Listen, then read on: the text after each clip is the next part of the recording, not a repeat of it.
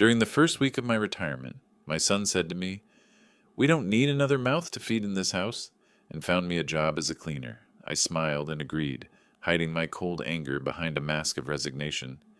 But when I didn't show up for work, he realized something, namely that he had underestimated me, and now his life would never be the same again.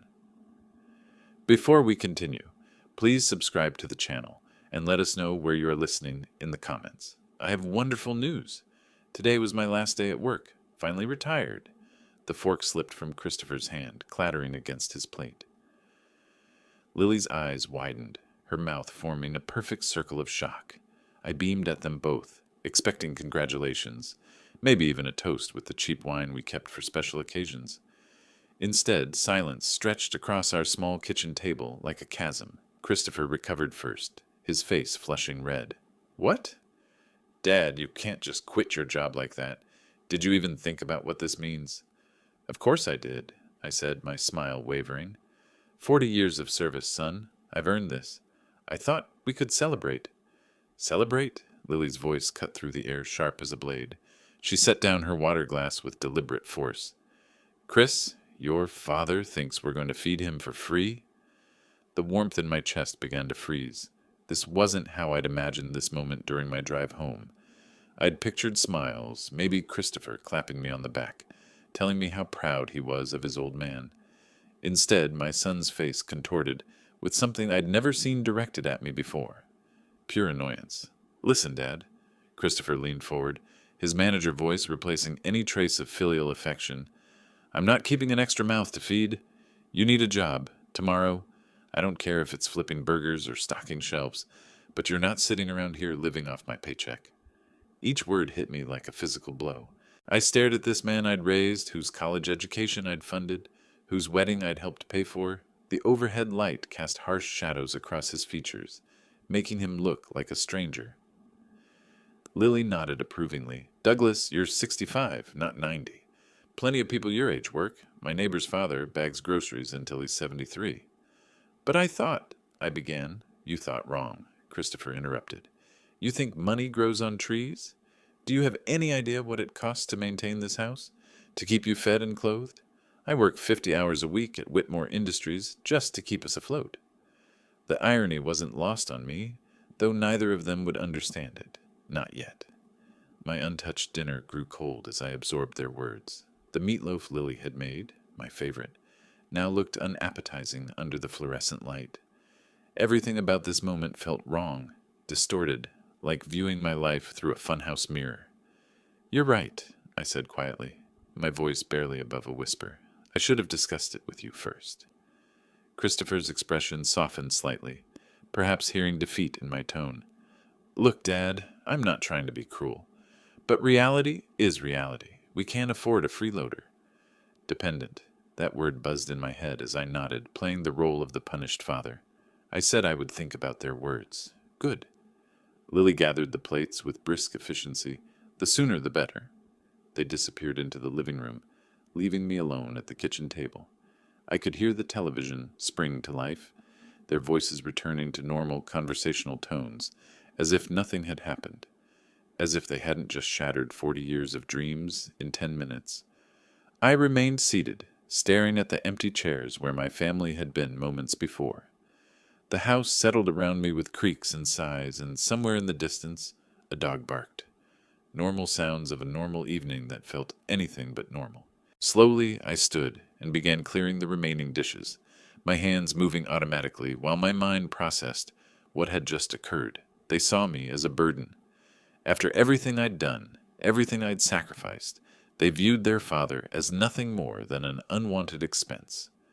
I turned off the kitchen light and headed toward my small bedroom at the back of the house, leaving Christopher and Lily to their evening entertainment. Tomorrow would bring new revelations, but tonight I needed to think. I lay fully clothed on my narrow bed, staring at the ceiling where shadows from passing cars painted moving patterns. The house had settled into evening quiet, but my mind churned with the dinner conversation. 40 years of faithful service, and this was my reward, being called a freeloader by my own son. The bedroom was small, furnished with just the basics. A single bed, one nightstand, and a dresser that had seen better decades. Family photos lined the dresser top. Christopher's graduation, his wedding, holidays where we all looked happy. Had that been an illusion? Voices drifted through the thin wall separating my room from the master bedroom. At first, just murmurs, but gradually growing louder as Christopher and Lily settled into their nightly routine. "Can't believe he just announced it like that," Christopher was saying, his voice carrying clearly through the drywall.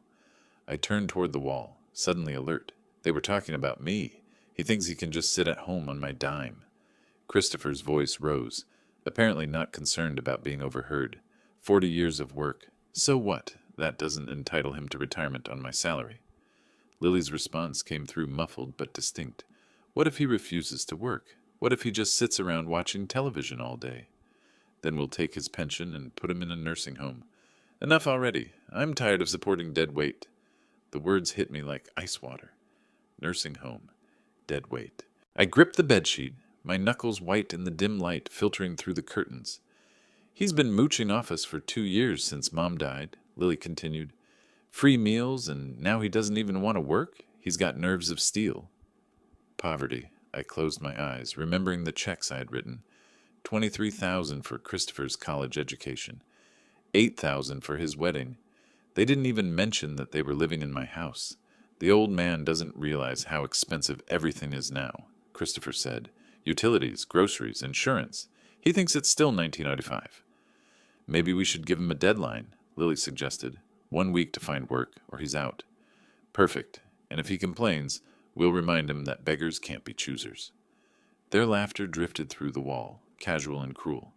I lay there absorbing every word, every dismissive chuckle, every casual reference to my uselessness. These were the people I'd sacrificed for, the family I'd loved unconditionally. The house grew quiet again as they prepared for sleep. I remained motionless, processing this new reality. My son, the boy I'd taught to ride a bike, whose scraped knees I'd bandaged, whose fears I'd soothed, viewed me as nothing more than an inconvenient expense. A nursing home, the phrase repeated in my mind like a drumbeat. They'd already planned my exile, already decided my fate. Take my pension, the modest monthly check that represented 4 decades of labor, and warehouse me with other discarded parents. I thought about my colleagues who'd received gold watches and retirement parties. Jim Morrison got a fishing boat from his kids. Helen family threw her a surprise celebration at the country club. I got threats and ultimatums over meatloaf. But as I lay there in the darkness, something else began to stir beneath the hurt and shock, a cold, calculating anger that surprised me with its intensity. They wanted to play games with their father's future. They wanted to treat Douglas Cook like some helpless old fool. Perhaps it was time they learned exactly who Douglas Cook really was.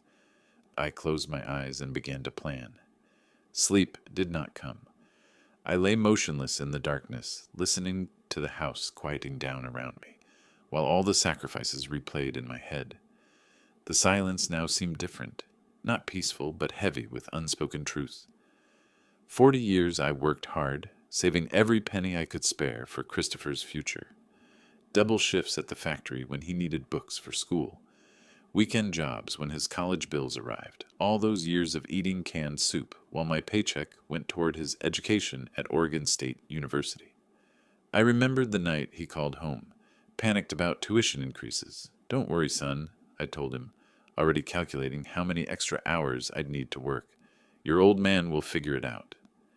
And I did, trading sleep for his dreams, my comfort for his opportunities. His wedding day flashed through my memory, Lily in her white dress, Christopher beaming in his rented tuxedo, both of them blissfully unaware that their budget wedding had quietly doubled in cost. I'd covered the difference without a word, watching them dance to music I'd paid for, eating cake I'd financed, celebrating love I'd made possible. Throughout it all, I'd lived modestly, not from poverty, but from choice. Let them think I struggled paycheck to paycheck, while my real investments grew quietly in accounts they never knew existed. Better to be seen as generous than wealthy, or so I'd believed. My fingers traced the worn bedsheet, and I thought about Leonard Whitmore. 25 years ago, when his small manufacturing company was just a startup dream, I'd believed in his vision. $500,000 of investment capital, disguised as a loan to avoid complications. We'd shaken hands in his garage, two men betting on the future. Whitmore Industries now employed 3,000 people across Oregon and Washington. Christopher worked for a company his father had helped build, never knowing his paychecks were partially funded by the man he now called dead weight. All right, Christopher, this game can be played by two sides. The photo on my nightstand caught a sliver of streetlight. Christopher at 8 years old, gap-toothed and grinning, holding the baseball glove I'd saved 2 months to buy. That boy had grown into a man who would steal his father's pension and abandon him to strangers. But he'd made one crucial mistake. He saw weakness where there was only kindness, mistook generosity for desperation, assumed his father's modest lifestyle meant his father was powerless. Tomorrow, I would surprise them all by agreeing to work. Let them think they'd won. Let them feel superior, while I positioned myself exactly where I needed to be. Sometimes the best revenge required patience, and I'd spent 65 years learning how to wait for the right moment. The clock now read 1:23 a.m. In 6 hours, I would begin teaching my son the difference between charity and vulnerability. He wanted to see his father humbled. He'd get his wish. Right up until the moment he realized who was really holding the cards, I pulled the blanket up to my chin and finally allowed myself to sleep. Morning would bring new possibilities, and I intended to be well rested for what came next.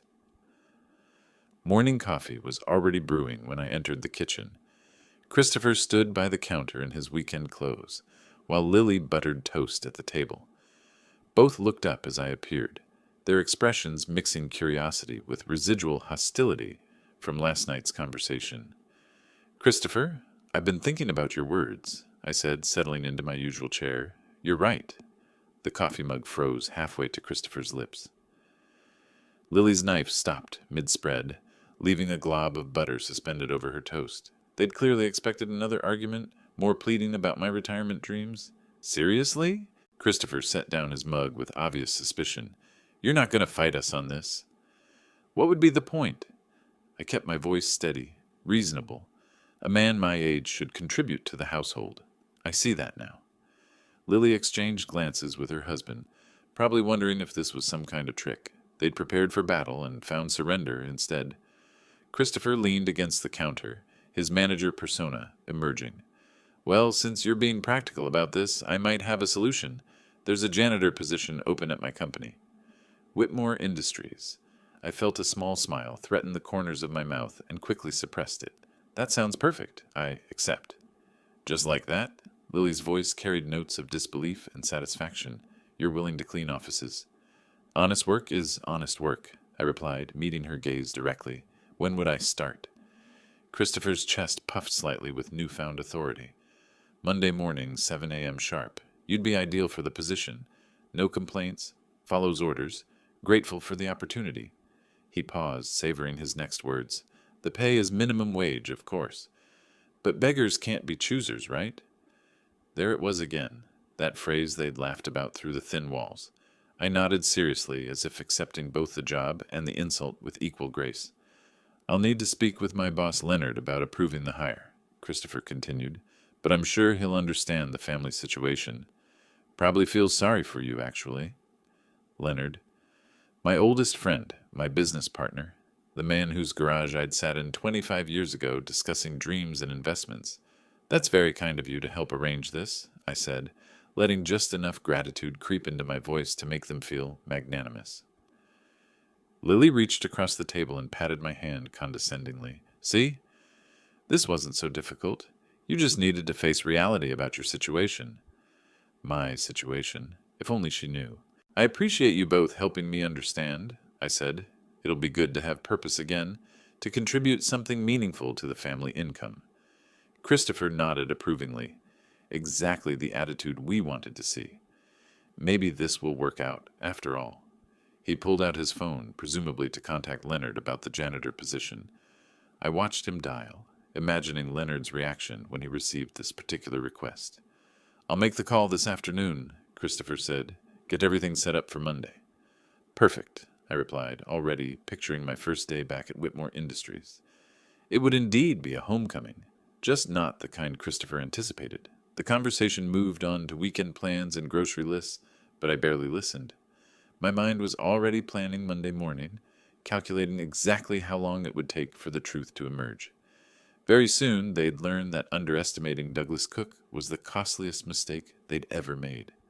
Monday morning arrived crisp and clear. The week between my agreement and today had passed in a blur of Christopher's smug preparations. He'd proudly informed Leonard about solving his father problem, purchased cleaning supplies for me, and outlined my duties with barely concealed satisfaction. I'd played along perfectly, nodding appreciatively while internally counting down to this moment. At 7:30 a.m., I sat in my kitchen sipping coffee and reading the morning paper. Through the window, I could see neighbors heading to work, their routines unchanged by the small revolution brewing in my house. The cleaning supplies Christopher had bought remained untouched in their bag by the door, a prop in the theater of his expectations. My phone remained silent until 8:15. Then it erupted. "Dad, where are you?" Christopher's voice crackled with fury and panic. My boss just tore me apart. Leonard was waiting for the new janitor, and nobody showed up. "Oh my," I said, affecting just the right tone of confused concern. What time was I supposed to be there? 8 o'clock. We discussed this every day this week. How could you forget? I paused, letting his agitation build before responding with carefully measured bewilderment. I'm so sorry, Christopher. Age, sometimes things just slip away from me. These old brains aren't what they used to be. This isn't about your brain. His voice rose another octave. I vouched for you. I told Leonard you'd be reliable. That hiring family was a smart move. Now I look like a complete fool. Perfect, I imagined Leonard's confusion, probably wondering why Christopher was so invested in hiring an elderly janitor. My old friend was nothing if not polite, but he'd certainly noticed the irregularity. I feel terrible about this misunderstanding, I continued, maintaining my performance of elderly confusion. What did Mr. Whitmore say? He asked why I was so personally involved in the hiring process. I had to explain you were my father, living at home, needed the work. Christopher's voice carried the bitter taste of professional embarrassment. The whole conversation was humiliating. Interesting. Leonard hadn't revealed our connection, maintaining his discretion, even when presented with this strange situation. He was probably trying to puzzle out why Douglas Cook's son was offering Douglas Cook a menial job at Douglas Cook's own company. Perhaps I could come in this afternoon, I suggested helpfully, make up for lost time. No, tomorrow you will be at work at 7:45 a.m. sharp, or else... He trailed off, probably remembering he was speaking to his supposedly forgetful father. Just don't let this happen again, Dad. My reputation is on the line. Of course, son, I understand completely. After he hung up, I sat back in my chair and allowed myself a moment of deep satisfaction. Phase 1 had worked perfectly. Christopher was rattled, embarrassed before his boss, questioning his father's reliability. The careful authority he'd built around this arrangement was already cracking. Tomorrow would bring Phase 2, and I had several hours to prepare the next surprise. But for now, I'd accomplished exactly what I'd intended. I'd reminded Christopher that even when he thought he held all the cards, his father could still find ways to disrupt the game. I folded the newspaper and headed toward my computer. Phase 3 would require more preparation, but the foundation was already laid. With Christopher's angry phone call still echoing in my mind, I moved to the small desk in my bedroom, where 2 manila folders waited. I'd been preparing this particular surprise for 2 months, ever since the evening I discovered Lily's secret. It had been a January afternoon when I'd noticed Henderson and Associates, letterheads scattered across the kitchen counter. Lily had been careless, leaving work documents beside her coffee cup while she answered a phone call. My trained eye, 40 years of reviewing financial statements, immediately caught the irregularities in the expense reports. Office supplies, $847.50 as equipment maintenance, 1,234 centavos. The numbers seemed inflated for a small accounting firm. I'd managed budgets for decades. These figures raised immediate red flags. Interesting, I'd murmured to myself that day, carefully photographing the documents with my phone while Lily chatted in the next room. Why does Lily have work documents at home? And why do these numbers look so odd? That evening, I'd called my old acquaintance Michael Richardson, a forensic accountant who owed me several favors from our professional days. Michael, could you check something for me at Henderson and Associates? I'd asked casually. Completely confidential, of course. I'm curious about their actual office supply expenses over the past 6 months. 3 days later, Michael had discreetly provided me with the real expense reports. The comparison was damning. Lily had been systematically inflating costs and pocketing the difference. Office supplies that cost $347 became $847 on her reports. A $534 maintenance bill became $1,334.75 months of careful theft, hidden behind falsified receipts and altered invoices. Now, sitting at my computer, I opened both folders side by side. The evidence was irrefutable. Lily's falsified documents photographed from our kitchen table, alongside the authentic records Michael had obtained. The pattern was clear, systematic, and entirely criminal. I began typing the anonymous email. Dear Mr. Henderson, I am writing to inform you of serious financial irregularities in your company's expense reporting. Your employee, Lily Cook, has been systematically embezzling funds through falsified office supply and maintenance expenses. Please find attached documented evidence comparing reported expenses with actual vendor receipts. The pattern spans several months and represents substantial theft from your company. I recommend immediate investigation and audit of all expense reports submitted by Mrs. Cook. A concerned party. I attached the scanned evidence files, double-checked the anonymous email account I'd created specifically for this purpose, and hovered my finger over the send button. For a moment, I considered the consequences. Lily would likely be fired, possibly prosecuted. Christopher would face the stress of an unemployed wife under criminal investigation. Their financial stability would crumble. Then I remembered their laughter through the thin walls, their casual planning of my exile to a nursing home, their complete dismissal of the man who'd funded their entire comfortable existence. I clicked send. The email disappeared into cyberspace, carrying with it the destruction of Lily's career and Christopher's peace of mind. Within hours, possibly by this afternoon, their world would begin unraveling from a direction they'd never anticipated. I closed the laptop and gathered the physical documents, feeding them into my small paper shredder. The evidence had served its purpose. Now it needed to disappear completely. Outside, spring afternoon sunshine painted the kitchen in golden light. I made myself a sandwich and sat down to wait. Soon enough, the consequences would unfold. Christopher had wanted to play games with his father's future. Now he'd discover that his father had been collecting insurance policies all along. The afternoon stretched ahead of me like a blank canvas, waiting for careful brushstrokes. Christopher's morning humiliation had been satisfying, but it was merely the opening gambit. Now came the methodical work that would truly demonstrate the difference between a helpless old man and a strategist with 40 years of business experience.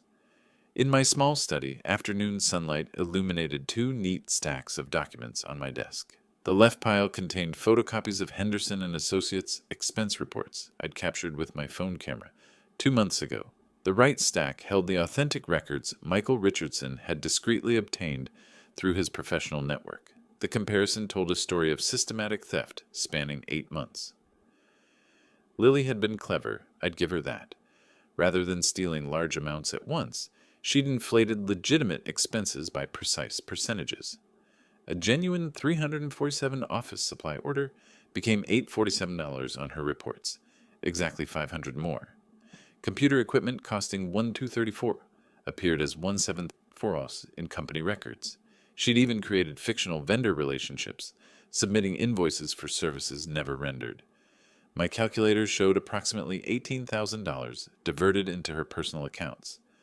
Not enough to trigger automatic audits, but substantial enough to fund her designer handbags and weekend shopping trips that always puzzled me, given her modest salary.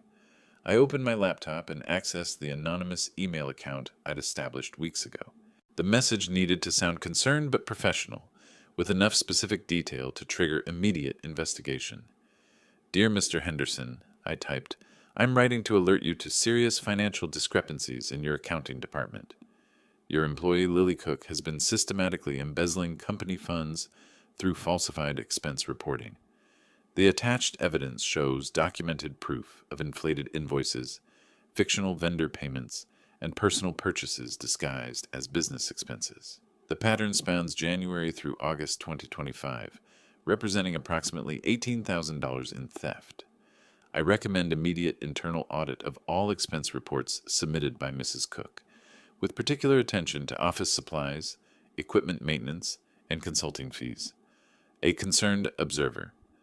Methodically, I attached scanned copies of the most damning evidence, side-by-side comparisons of Lily's reports versus actual vendor receipts, photographs of suspicious documents from our kitchen table, and a detailed timeline showing the escalating pattern of theft.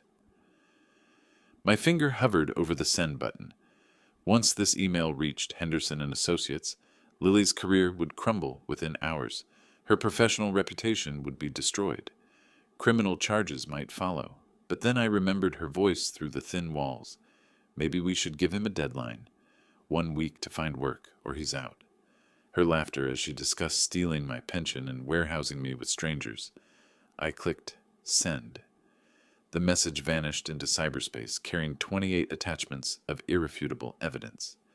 By evening, possibly within the next few hours, Lily would face the consequences of both her theft and her cruelty. I closed the laptop and carefully fed the physical documents into my paper shredder, watching months of preparation transform into thin ribbons. The evidence had served its purpose. Now it needed to disappear completely. Phase 3 was complete. Christopher had been embarrassed at work this morning. Lily would face career destruction this afternoon. Tonight, they'd both return home to a father they assumed was helpless, never suspecting he'd orchestrated their simultaneous downfall. I made myself tea and settled into my chair to wait for the evening's revelations. The front door slammed at 6:43 p.m., followed by the sound of heels clicking rapidly across the hardwood floor. I looked up from my evening newspaper, feigning surprise at the urgency in Lily's footsteps. She appeared in the living room doorway, her face blotchy with tears, mascara smudged beneath red-rimmed eyes. Her usually perfect appearance was disheveled, blouse wrinkled, hair escaping its neat bun, hands trembling as she clutched her purse. "Lily, what happened?" I set down the paper, rising halfway from my chair with practiced concern. "Why are you crying?" "I'm facing termination." The words tumbled out between gasping sobs. "Someone sent my boss some documents. Financial records. They think I've been stealing." "What terrible luck." I moved toward her, my voice carefully calibrated to convey shock and sympathy. "Who could have done such a thing?" She collapsed into the armchair across from me, her composure completely shattered. "I don't know. Someone anonymous sent detailed evidence to Mr. Henderson this afternoon. Bank records, expense reports, everything laid out like some kind of forensic investigation." I settled back into my seat, maintaining my expression of bewildered concern, while internally cataloging every detail she revealed. "That sounds absolutely devastating. What exactly are they claiming?" "They're saying I inflated expense reports, created fake invoices, used the company credit card for personal purchases." Her voice broke completely. "Doug, they have everything. Dates, amounts, even photographs of documents." Fascinating. Henderson had moved quickly, confronting her within hours of receiving my email. A competent businessman, clearly the kind who understood that embezzlement required immediate action. "But surely this is some kind of misunderstanding," I said gently. "You're an honest person, Lily. Anyone who knows you would vouch for your character." "That's just it." She leaned forward desperately. "The evidence is so detailed, so specific. Whoever did this has been watching me for months, documenting everything. It's like they knew exactly what they were looking for." "Indeed they did. Have you told Christopher yet?" I asked, allowing appropriate worry to creep into my voice. Her face crumpled further. "No, how can I? He's already stressed about work, about the situation with you, missing your first day." She looked up at me with pleading eyes. "Doug, what am I going to do? If they fire me, if there are criminal charges, we'll lose everything." Now, I said soothingly, moving to pat her shoulder in a grandfatherly gesture. We'll figure this out together. Family supports family, right? The irony wasn't lost on me. The woman who'd laughed about sending me to a nursing home was now seeking comfort from the very person she'd planned to abandon.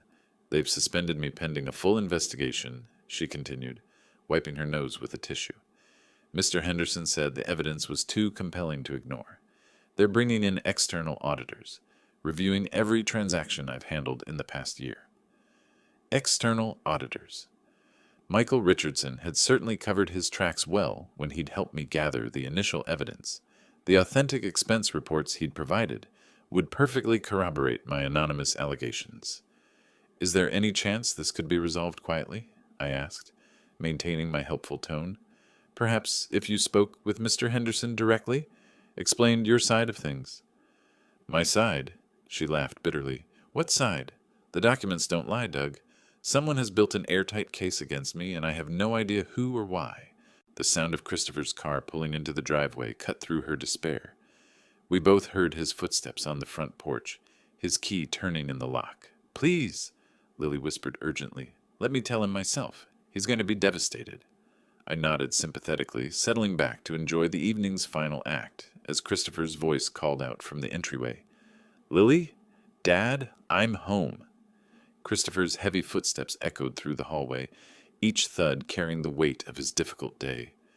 When he appeared in the living room doorway, his tie loosened and shirt wrinkled.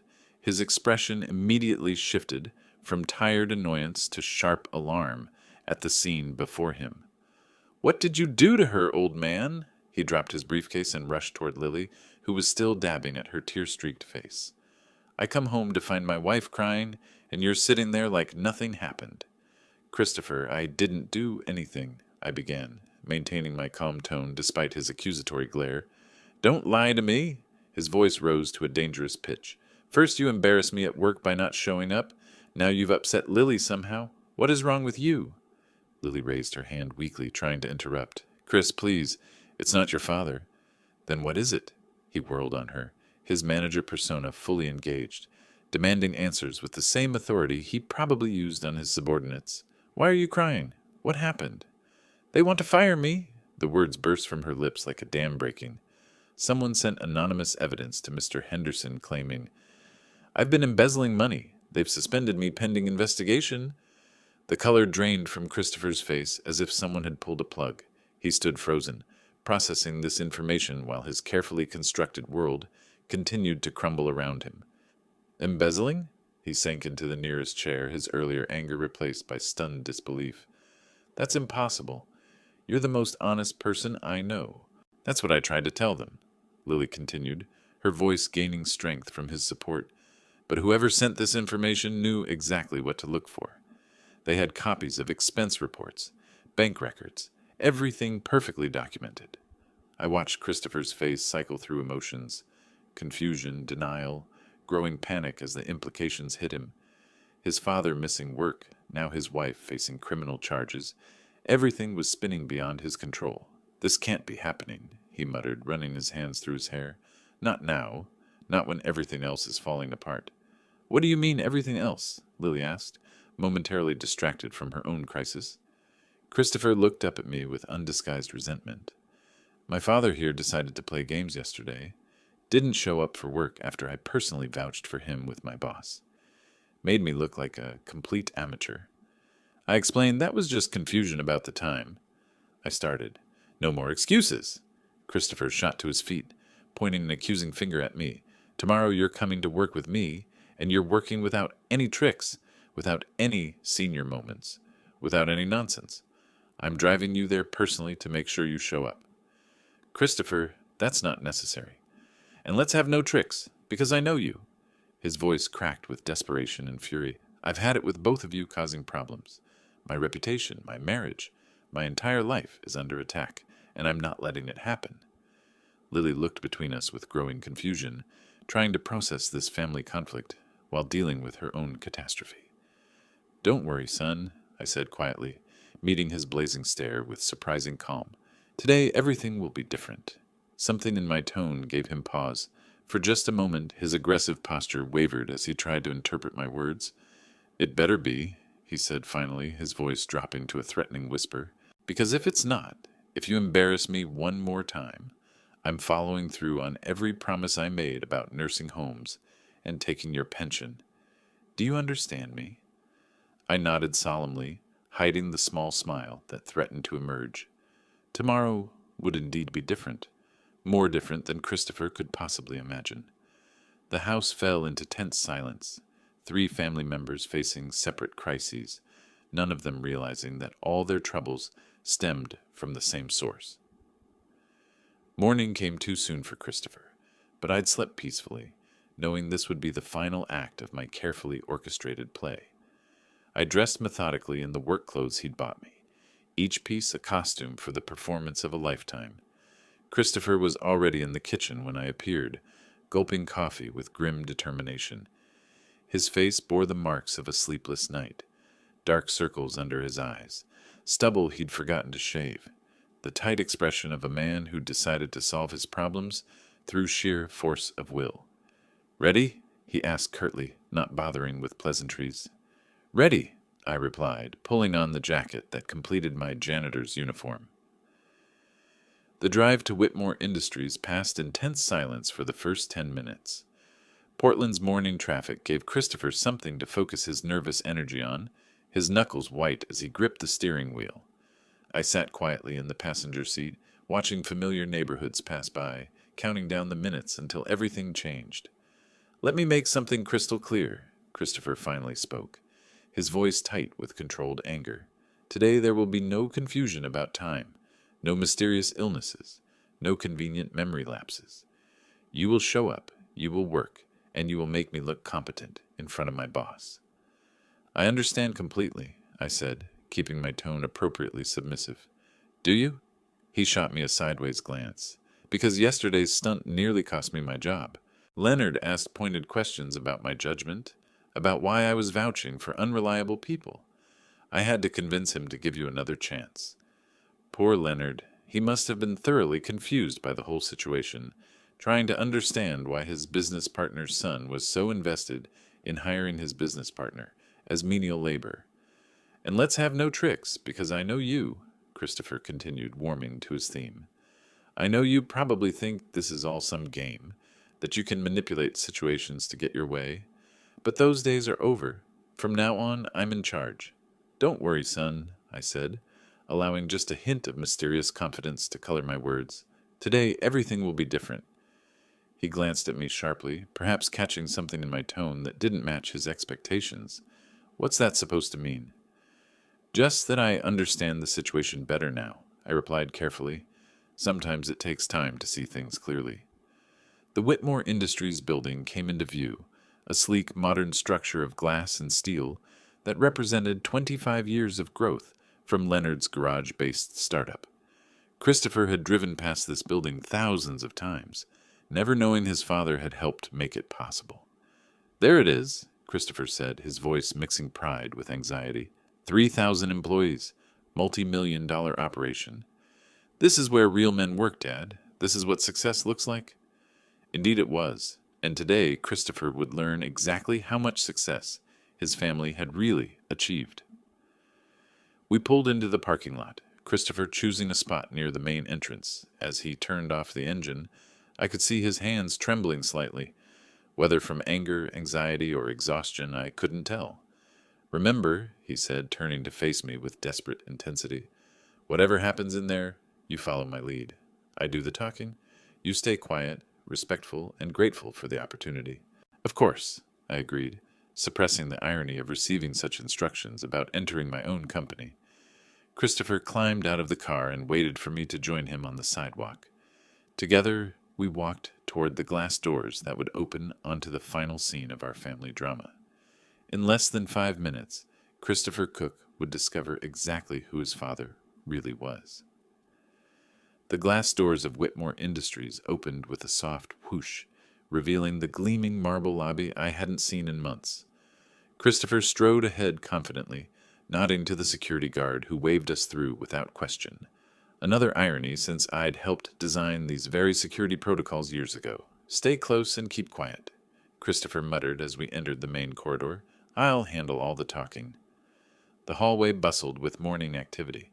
Employees clutching coffee cups, heading to meetings, discussing projects. I recognized several faces, though they didn't seem to notice the elderly man in janitor's uniform walking behind an anxious middle manager. Christopher had acquired a mop and bucket from the supply closet, which he thrust into my hands with barely concealed satisfaction. Here, make it look authentic when Leonard sees you. I accepted the cleaning supplies without comment, internally amused at the theatrical nature of this final performance.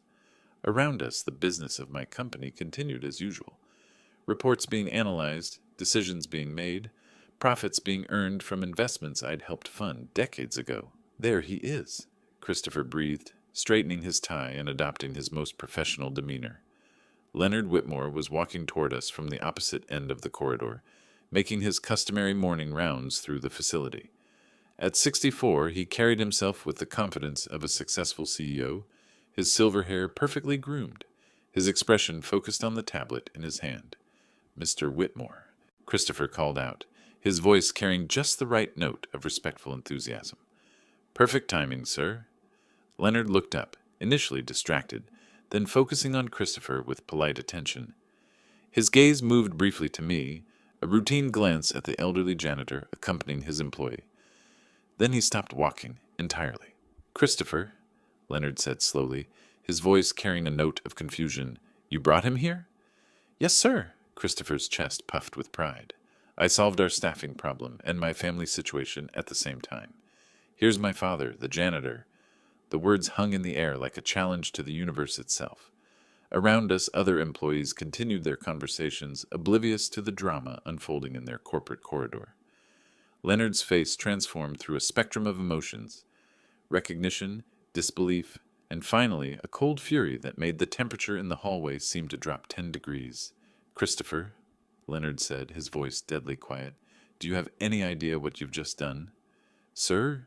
Christopher's confidence began to waver as he registered Leonard's expression. "You brought Douglas Cook, one of the largest shareholders in this company, into my building with a mop in his hands, and you're standing there proud of yourself?" The color drained from Christopher's face so quickly I thought he might faint. His mouth opened and closed soundlessly, like a fish gasping for air. "That's impossible," he whispered. 25 years ago, your father invested $500,000 in my startup," Leonard continued, his voice rising.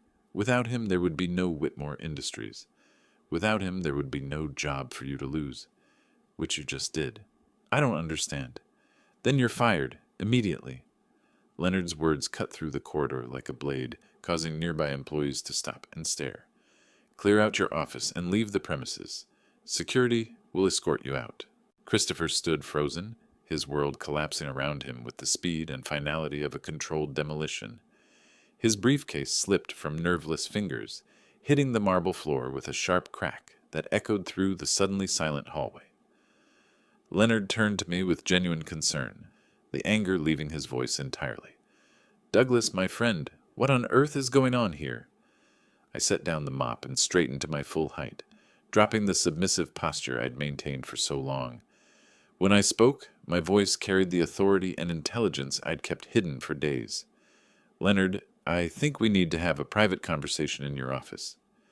Leonard's executive office had always been a sanctuary of success: rich mahogany furniture, floor-to-ceiling windows overlooking the Portland skyline, walls lined with awards and photographs documenting 25 years of business triumph. As we entered, I noticed several pictures showing Leonard and me together at various company milestones, evidence of a partnership Christopher had never known existed. Christopher followed us in like a sleepwalker, his face still ghostly pale from the corridor revelation. He slumped into a leather chair uninvited, staring at his hands as if they belonged to someone else. "Douglas, please sit," Leonard said, gesturing to the chair across from his desk. The same chair where I'd sat countless times discussing business strategy and company direction. "Can someone explain to me why my business partner was just introduced to me as a janitor by his own son?" I settled into the familiar seat, feeling the weight of deception finally lifting from my shoulders. "Leonard," My family has been under the impression that I'm financially dependent on them. They've been uncharitable in their assessment of my worth. Uncharitable? Leonard's voice sharpened. Christopher, your father owns 37% of this company. He's been quietly drawing dividends for decades, not because he needs the money, but because that's how investments work. What exactly did you think he did for a living? Christopher's voice came out as barely a whisper.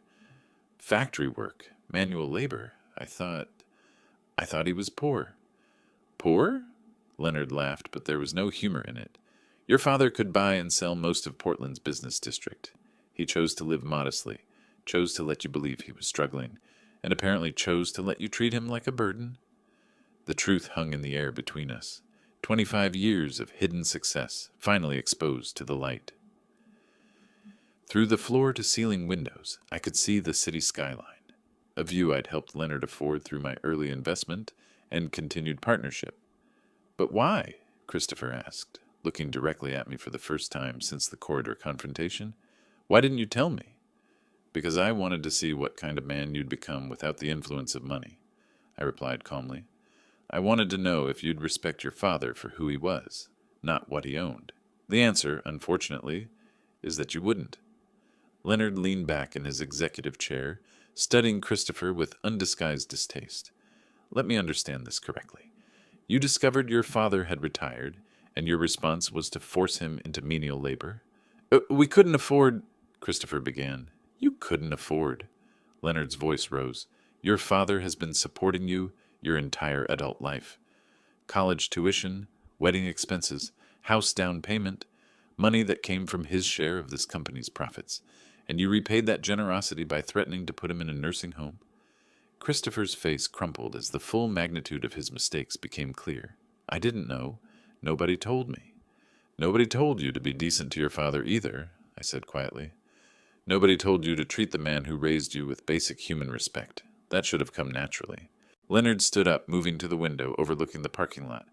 Douglas, what do you want me to do about this situation? Nothing that hasn't already been done, I replied. Justice has been served. Christopher's employment here is terminated, as you've already announced. His wife faces criminal charges for embezzlement at her company, though that's a separate matter entirely. Christopher's head snapped up. You knew about Lily? I know about everything, son. I always have. I stood as well, feeling taller than I had in years. The question now is what you're going to do with this knowledge. The office fell silent except for the distant hum of business continuing in the building below. Christopher sat surrounded by the evidence of success he'd never recognized, finally understanding that his father wasn't the weak, dependent man he'd imagined. Leonard walked over and placed a hand on my shoulder. Douglas, you're always welcome here. This is your company as much as mine. Thank you, Leonard, but I think it's time I actually retired. Properly this time, on my own terms. I looked at Christopher one final time. Perhaps this experience will teach you something about respect, humility, and the difference between being poor and choosing to live simply. Christopher opened his mouth as if to speak, then closed it again. There were no words that could undo what had been done, no apologies that could restore what had been broken. As we prepared to leave the office, Leonard held the door open for me. Justice has been restored, he said simply. Indeed it had. After days of humiliation and threats, I was finally standing where I belonged. Not as a burden or a charity case, but as Douglas Cook, successful businessman, respected partner, and a man who had learned the true value of dignity. The week of my retirement had ended exactly as it should have, with truth revealed, respect restored, and justice served. If you like this story, please like this video, subscribe to the channel, and share your impressions of this story in the comments. To listen to the next story, click on the box on the left. Thank you for watching.